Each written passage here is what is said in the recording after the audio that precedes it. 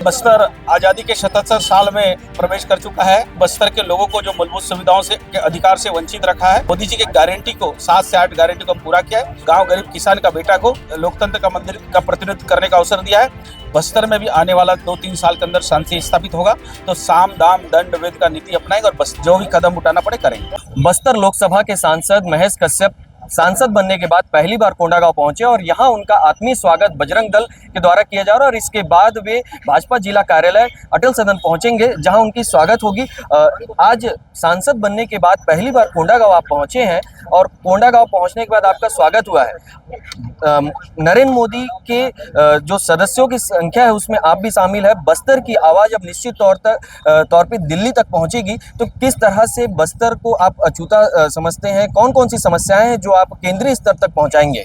देखिए, बस्तर आजादी के 77 साल में प्रवेश कर चुका है, लेकिन जो बस्तर के लोगों को जो मूलभूत सुविधाओं से के अधिकार से वंचित रखा है, इस देश के 60 साल शासन करने वाले लोग, लेकिन हमारे देश के यशस्वी प्रधानमंत्री आदरणीय नरेंद्र मोदी की गारंटी के ऊपर पूरे देश के लोगों ने भरोसा किया है। पिछले 5 महीने पहले छत्तीसगढ़ राज्य का जो चुनाव हुआ, जिसमें हमारे यशस्वी मुख्यमंत्री विष्णुदेव साय जी यहाँ का सरकार में मुख्यमंत्री बने और उनके मोदी जी के गारंटी को 7 से 8 गारंटी को पूरा किया है। आने वाला समय में और भी गारंटी के साथ काम करेंगे।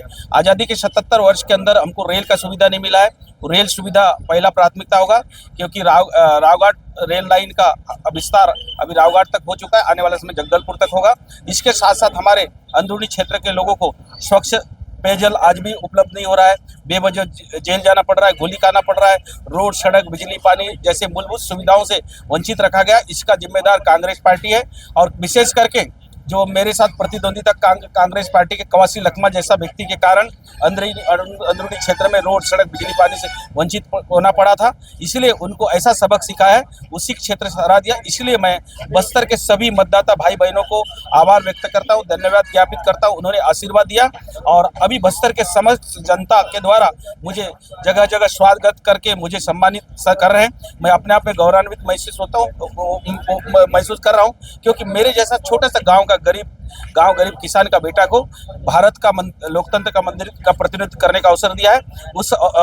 उनका आशीर्वाद को मैं पूरी तरीके से यदि हम बात करें बस्तर की तो का प्रयास करूँ। बस्तर की यदि बात करें तो ये नक्सलवाद से ग्रसित क्षेत्र है और यहाँ पे नक्सलवाद सबसे प्रमुख समस्या रहा है, तो इस नक्सलवाद को समाप्त करने के लिए किस तरह की पहल होगी? देखिए, भारतीय जनता पार्टी नक्सलवादों, आतंकवादों, अलगाववादों इसके खिलाफ हर समय खड़ी रही है और आपने देखा होगा जम्मू कश्मीर में पत्थरबाजी आज खत्म हो चुका है, चाहे नागालैंड, मणिपुर, मिजोरम का समस्या खत्म हो चुका है। बस्तर में भी आने वाला 2-3 साल के अंदर शांति स्थापित होगा।